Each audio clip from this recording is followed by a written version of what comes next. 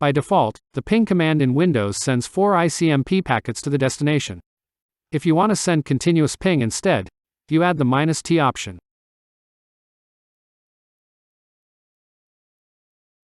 Once you're done monitoring the network connection, press Ctrl+C to stop the continuous ping process.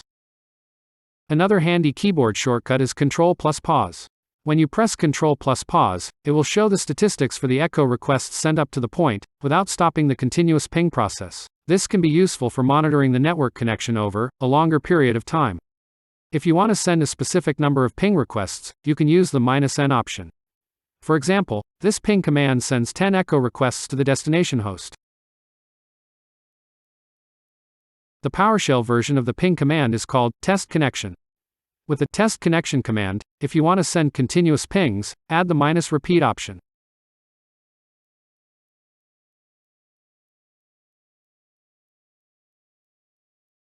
To send a specific number of ping requests using the PowerShell test connection command, use the -count parameter.